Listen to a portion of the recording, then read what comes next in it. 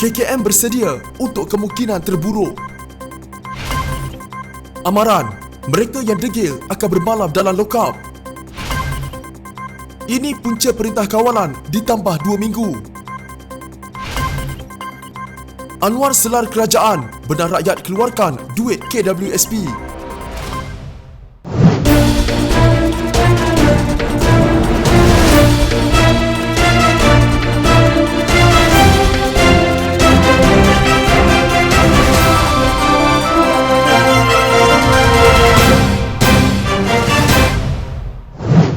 Walaupun mengharapkan yang terbaik, Kementerian Kesihatan sedang bersedia untuk berdepan kemungkinan terburuk dalam mendepani COVID-19, kata Ketua Pengarah Kesihatan Dr. Nur Hisham Abdullah. Nur Hisham memaklumkan sejumlah 33 hospital di seluruh negara termasuk 7 hospital universiti telah dipilih untuk merawat pesakit COVID-19. Menurutnya, secara keseluruhan, ada 3,000 katil di wad biasa dan unit rawatan rapi atau ICU sedia untuk berdepan kemungkinan terburuk. Katanya lagi, dengan persediaan itu, pihaknya berharap dapat memutuskan rantaian jangkitan dan mengurangkan kes positif. Kami telah mengenal pasti 26 hospital dan 7 universiti hospital dan diharapkan mereka mampu mendepaninya dan ada katil untuk pesakit COVID-19 termasuk ICU, katanya ketika sidang media di Putrajaya. Kita telah tangguh pembedahan elektif di hospital dan merujuk pesakit dari hospital COVID-19 ke hospital yang tidak dan ada juga dirujuk ke kemudahan perubatan swasta. Dengan melakukan ini, kita kosongkan katil.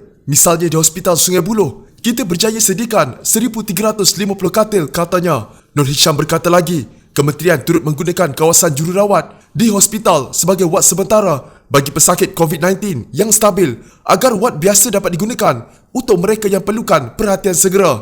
Jika lebih banyak katil diperlukan, beliau berkata, pihaknya sedia untuk menjadikan institut latihannya sebagai wad hospital. Kita tak boleh bina hospital dalam masa 10 hari, tapi kita boleh tukarkan institut latihan kepada ward, katanya. Dalam aspek tenaga kerja, Nur Hisham berkata, sejumlah kaki tangan dipindahkan ke hospital yang memerlukan lebih kaki tangan untuk mengendalikan kes COVID-19, misalnya Hospital Sungai Buloh. Kementerian juga dalam proses merekrut doktor dan jururawat yang telah bersara untuk kembali berkhidmat sepanjang tempoh ini, katanya lagi. Nur Hisham berkata, mereka berharap dapat mengelakkan peningkatan jumlah kes yang boleh membawa kepada kebanjiran kes di hospital. Jika sampai tahap itu, katanya, tidak mustahil jika doktor perlu memilih pesakit yang perlu diutamakan dalam soal peralatan perubatan. Hari ini ada 64 pesakit dalam ICU dengan 27 daripadanya menerima sokongan ventilator. Jika kita rawat mereka dengan baik, mereka boleh pulih pada masanya. Kebimbangan adalah jika ada peningkatan kes, maka kita perlu pilih pesakit mana untuk gunakan ventilator. Kami harap tak akan sampai ke tahap itu. Sementara itu, beliau berkata, kementerian sedang meningkatkan kapasiti makmalnya. Mereka menjangka akan dapat melakukan 16,000 ujian sehari, kira-kira dalam masa 2 minggu lagi. Dengan kapasiti itu, katanya, mereka berharap dapat mengesan lebih banyak kes positif dan asingkan pesakit secepat mungkin. Ketua Polis Negara IGP Abdul Hamid Badur memberi amaran kepada individu yang gagal mematuhi Perintah Kawalan Pergerakan atau PKP, kemungkinan akan bermalam di penjara. Saya dah beritahu, saya dah mula menangkap, dah 107 orang ditangkap. Bagi mereka yang masih ingat mereka kebal dari penyakit ataupun sengaja nak tunjuk dia gangster, melepak-lepak di tepi padang, jangan terkejut apabila digari tangan dan dibawa ke lokap. Dah dibuat pun, kebanyakan menghalang penjawat awam. Jangan terkejut, jangan marah untuk duduk di lokap 3-4 malam, katanya. Abdul Hamid berkata demikian sebagai tetamu di rancangan RTM Selamat Pagi Malaysia. Jelasnya sehingga kini, pihak polis telah menangkap seramai 107 rakyat yang gagal mengikut perintah sepanjang tempoh berkuat kuasa pada 18 Mac lalu. Bagaimanapun, Abdul Hamid memaklumkan bahawa peratus rakyat yang patuh kini pada 92%, malah kadar jenayah juga telah menurun sebanyak 70%. Menerusi usaha pihak berkuasa untuk mengesan jemaah tabligh yang terlibat dalam perimpunan di Masjid Seri Petaling bulan lalu,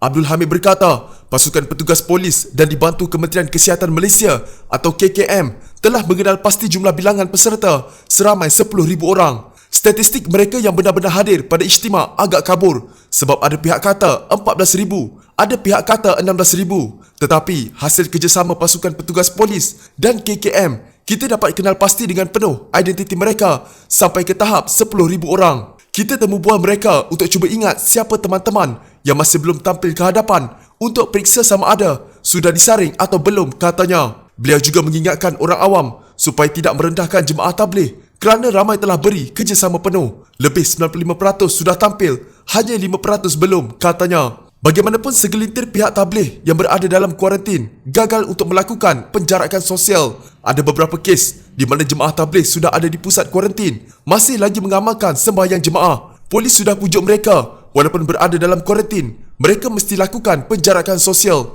Susulan kadar peratus jenayah yang dilihat turun, Abdul Hamid menggesa rakyat supaya tidak melakukan jenayah cyber dengan mendedahkan identiti pesakit COVID-19. Ini salah, ia akan menakutkan orang ramai. Jika pesakit sudah sihat dan dikeluarkan dari hospital, jiran akan hindari pesakit. Jika rakyat tahu siapa yang suspek membawa wabak COVID-19, mereka boleh terus lapor dan pihak polis akan datang bawa individu terbabit lakukan pemeriksaan kesihatan, katanya. Melihat kepada beberapa jenayah cyber berhubung COVID-19, Abdul Hamid berkata pihak berkuasa telah membuka 370 kes berikutan perkara terbabit. Lanjutan tempoh Perintah Kawalan Pergerakan atau PKP sehingga 14 April bukan keputusan mudah, kata Menteri Sains, Teknologi dan Inovasi Khairy Jamaluddin. Sudah pasti ini akan membebankan rakyat. Namun, segala fakta kesihatan, sains dan epidemiologi menuntut agar ia dilanjutkan untuk meratakan lengkung jangkitan, katanya menerusi Twitter. Khairy juga menegaskan bahawa negara sedang berperang dengan musuh yang tidak dapat dilihat yang mendorong banyak negara melaksanakan perintah berkurung atau lebih ketat. Masa untuk berperang memerlukan pengorbanan yang luar biasa. Sekiranya penyebaran jangkitan tidak dibendung, kita mungkin tidak mempunyai peralatan kesihatan yang mencukupi seperti ventilator dan katil di unit rawatan rapi untuk merawat pesakit, katanya. Menteri itu berkata, jika PKP yang bermula pada 18 Mac dan dijadualkan berakhir pada 31 Mac tidak dilanjutkan, pengorbanan rakyat selama 2 minggu yang lalu akan menjadi sia-sia. Merujuk kepada pengumuman Perdana Menteri Muhyiddin Yassin mengenai pakej rangsangan yang lebih komprehensif, Khairy memberi jaminan bahawa kerajaan akan berusaha sebaik mungkin untuk membantu rakyat dalam tempoh kesulitan ekonomi ini. Menteri itu berkata, Kementerian Kesihatan, Kementerian Pengajian Tinggi dan Kementerian Sains, Teknologi dan Inovasi telah menubuhkan 10 makmal diagnostik tambahan di Institut Pengajian Tinggi dan Hospital Universiti. Selain itu, kata Khairy, makmal mudah alih juga akan diwujudkan di kawasan hotspot. Terdahulu menerusi siaran secara langsung di televisyen, Muhyiddin mengumumkan lanjutan PKP dan memberitahu bahawa 172 kes baru COVID-19 direkodkan pada hari ini, menjadikan jumlah keseluruhan sebanyak 1,796 kes. Malaysia juga mencatatkan 17 kematian akibat COVID-19 setakat ini. Perdana Menteri berkata, berdasarkan taklimat dari Kementerian Kesihatan dan Majlis Keselamatan Negara, kerajaan menjangkakan tren menaik akan berterusan. Tambahnya, kerajaan juga, tempoh kuat kuasa PKP akan dikaji dari semasa ke semasa jika ada keperluan untuk dilanjutkan lagi selepas 14 April. Harap tenang dan jangan panik. Walaupun kami telah menyambungkan Perintah Kawalan Pergerakan, anda tidak perlu simpan makanan secara berlebihan kerana bekalannya mencukupi. Saya memberi jaminan bahawa makanan sudah cukup untuk semua orang, katanya.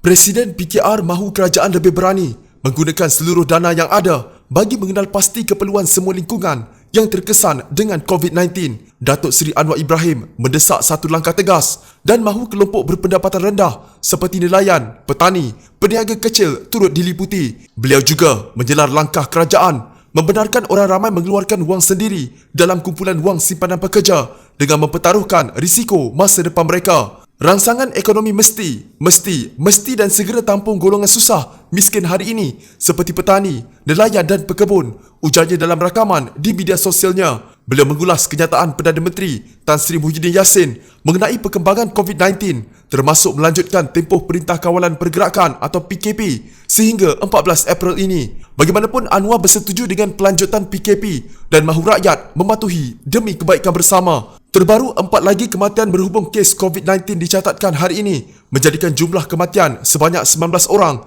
kata Ketua Pengarah Kementerian Kesihatan Malaysia, Dr. Nur Hisham Abdullah. Beliau menambah bahawa jumlah kes COVID-19 setakat tengah hari tadi adalah 1,796 kes seperti yang diumumkan oleh Perdana Menteri Muhyiddin Yassin pada jam 1 petang. Dr. Nur Hisham turut mengumumkan sebanyak 172 kes baru dicatatkan. Beliau turut mengumumkan 73 anggota KKM positif COVID-19. Sehubungan itu, katanya, seramai 1,895 anggota kesihatan telah menjalani ujian saringan bagi mengesan COVID-19.